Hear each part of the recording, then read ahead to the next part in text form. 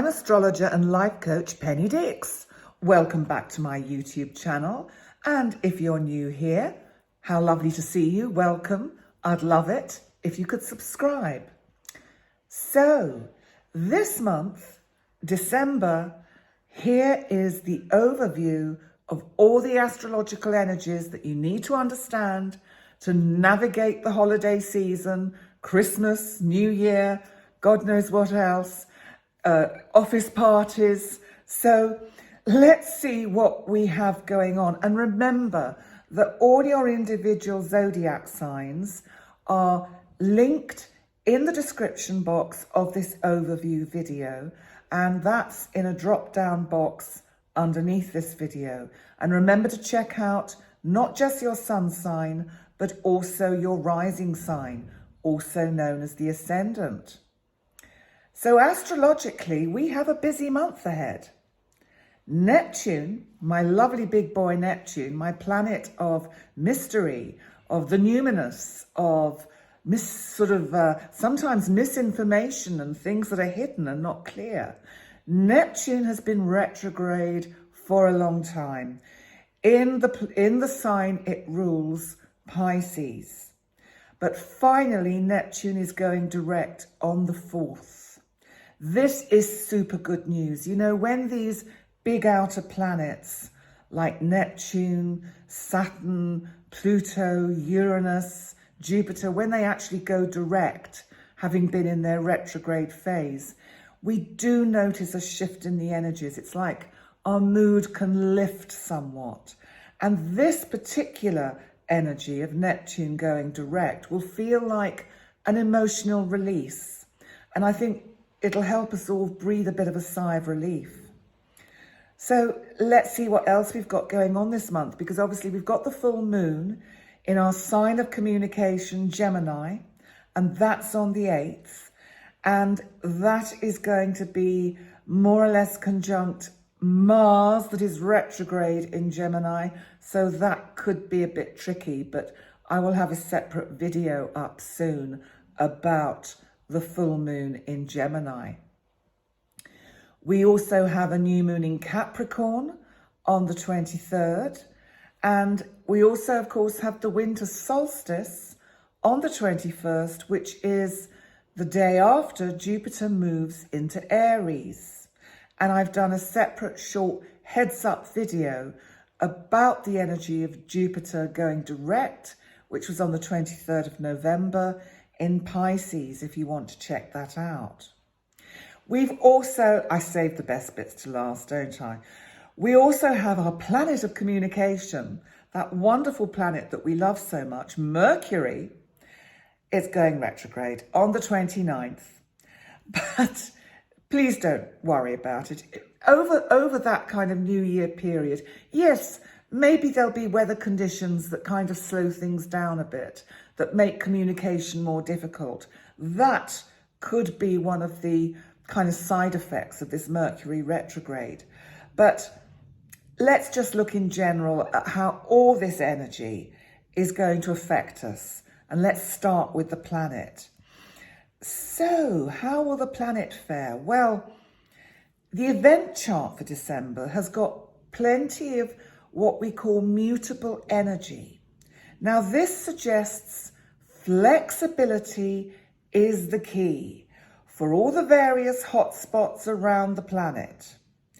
And because we've got Neptune going direct in Pisces on the 4th, with its still close proximity to Jupiter, still in Pisces, remember, at the beginning of the month, then there's potential, unfortunately, for more bad weather conditions causing flooding, because it's water.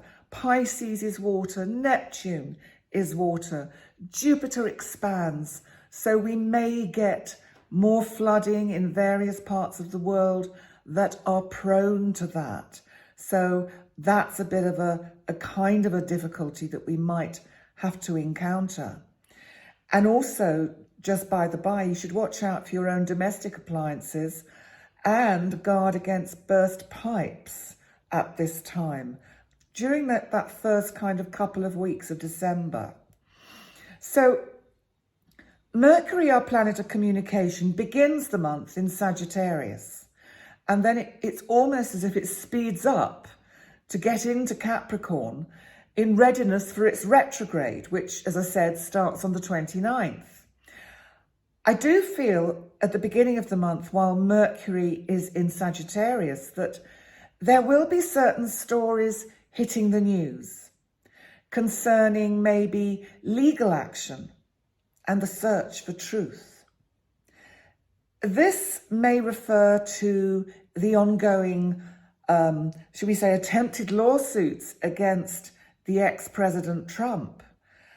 But I also feel that there could be some interesting news emerging from Russia, with the Russian people, in fact, beginning to be more aware of the truth about the war in Ukraine.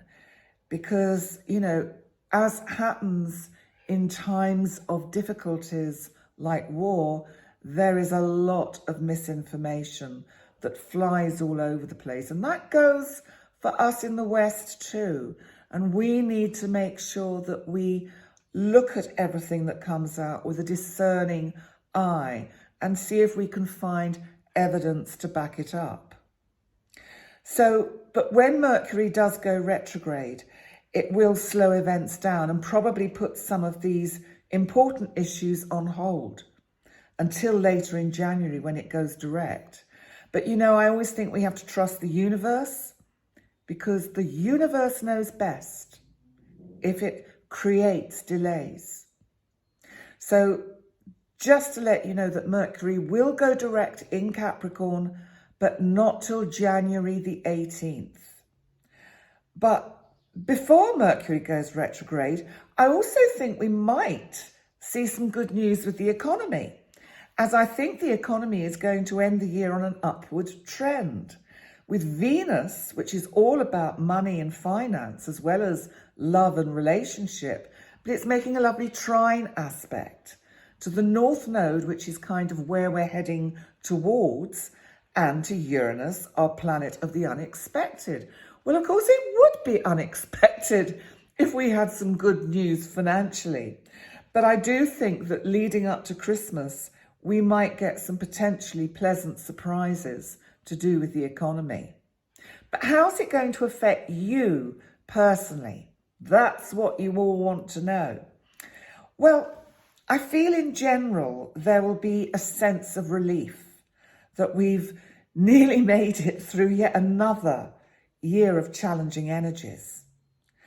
And because the sun is in Sagittarius at the beginning of the month for the first couple of weeks, joined by both Mercury, our planet of communication, Venus, the planet of relationships, I think we're going to be enjoying plenty of fun discussions with friends, especially those at a distance, and probably looking at how we can link up over the holiday season. Now, Mars will still be retrograde because it's actually retrograde until the middle of January. So we're still going to have that energy. Mars, remember, being the god of action, energy, assertion, arguments, and it's in Gemini. And I think it'll still be causing us to reflect on possibly angry words that we've said in haste, especially around that full moon in Gemini on the 8th, where we might be slamming doors on certain people or situations only to regret it later. However, when our planet of communication, Mercury, does go retrograde at the end of December in Capricorn, interestingly, it will give you the opportunity to build some bridges, even if that requires a little bit of effort. So all in all, I feel, despite this climate of austerity, which is in pretty much general kind of energy around the world, and the ongoing challenges in the Northern Hemisphere of colds, flu, COVID, I do think that in general, we'll all be making an effort to make the most of the holidays, and that a general sense of peace on earth and goodwill to all men really has a good chance of prevailing.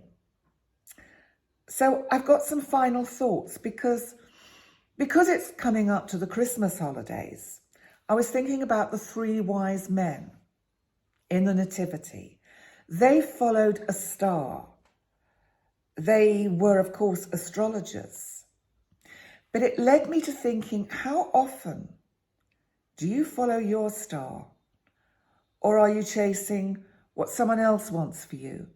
Or are you chasing a star that you think is the best thing for you because it's practical and sensible?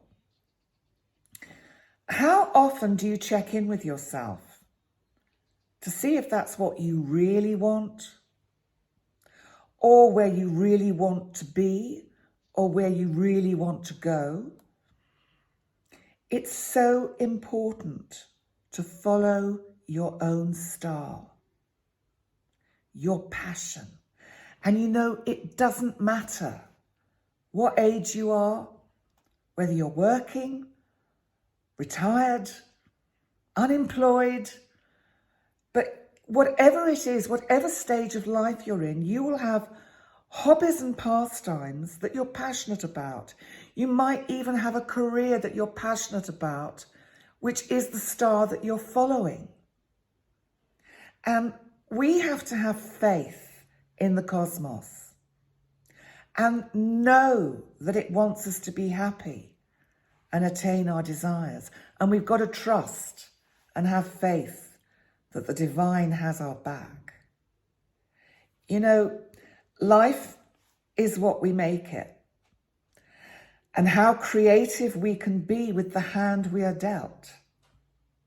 Love, empathy, and compassion, not just to others, but to ourselves, goes a long way to creating a good atmosphere for us all to relax and have a bit of fun.